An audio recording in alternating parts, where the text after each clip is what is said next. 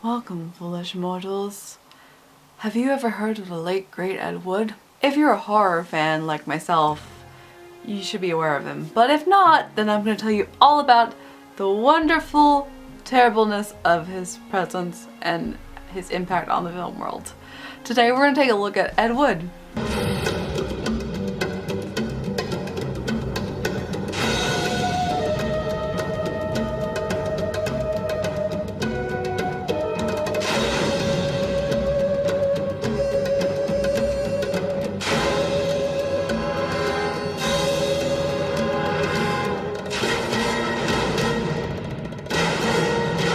Ed Wood was released in 1994 by Touchstone Pictures, and it's based on the world-famous worst director that has lived so far. Ed Wood was a real person back in the 50s, and he was in charge of making the worst movie ever made up until recently. I did not. Oh, hi, Mark. The Room has now taken that title, but Plan 9 from Outer Space is still the worst horror film ever made, and I love it a lot. And Tim Burton directed a biography about Ed Wood back in '94. We have a really fantastic cast.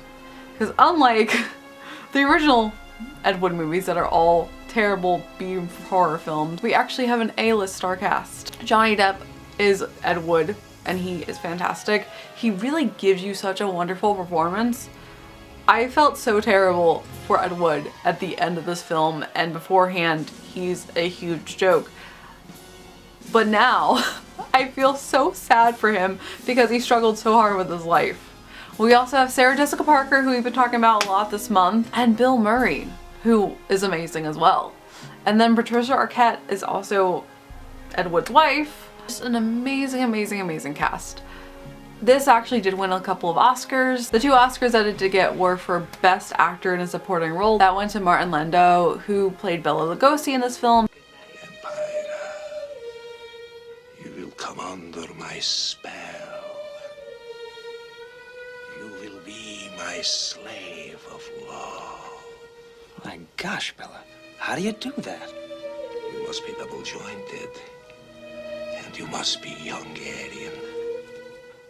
And then they also won an Oscar for Best Makeup, which is pretty ironic because this entire film is in black and white. But they actually got to the Oscars. Ed Wood never did.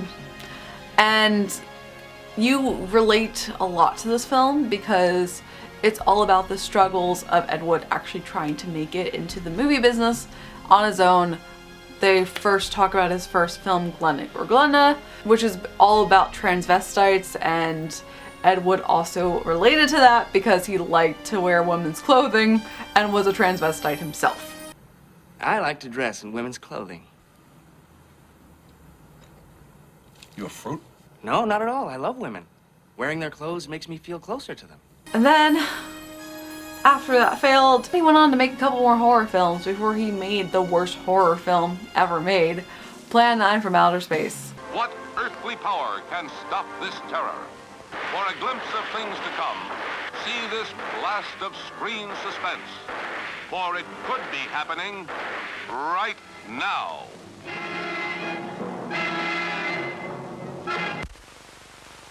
Which is, again, a personal favorite of mine. It's so bad that it's really good. And Bela Lugosi was in the film. Bela Lugosi actually did a lot of Ed Wood films because by that point he was really washed up after playing Dracula. There is no such thing as bad press, Eddie. And from New York even said he's putting me on the front page. First celebrity ever to check into rehab. And Vampira was also a part of the film. Look, would it be possible to make the ghoul's wife a little less prominent so people wouldn't really notice me in the movie? You don't want to be noticed? Yeah, how about this? What if I don't have any lines? I'll play the part mute. And it's really interesting to learn about the backstories. It is a drama, but because of the situations, it's all about horror, and it relates back to all the Halloween horror films. So it's a really cool tie-in if you want a serious film that you're interested in learning about these people's backstories. And I really do feel sad for Ed Wood because he just looked up to Orson Welles so much, and he wanted to be as great as Orson Welles was, and it completely failed, and he struggled so much with it. He made the worst films. He didn't know what he was doing, and the poor dude, at the end, he ended up making softcore nudie films related to monsters, which I'm actually intrigued by. And I'll have to see if I can find some of them, because that's just really strange. Totally anti-Disney, but it's nice that we have Touchstone Pictures, because they do give us very serious, very adult situations, and you get really, really well done films. I love Tim Burton, so this is definitely one of the best. I know this was his favorite to do out of the films that he's done. It's a lot different of a picture compared to anything else, especially under Disney, but we have covered a lot of interesting films so far, and this is why I like to pick more of these types that are not your typical sunshine and lollipops films. I like seeing that Disney does have versatility. Even if it's not under Walt Disney Pictures, it's still within the studios, and it's really cool because I do admire that. And I definitely recommend that you check this out. It is a lot different. It's very strange at times, but it was real life. It was reality, and there was a lot of struggle that they went into trying to produce and make a film that was terrible.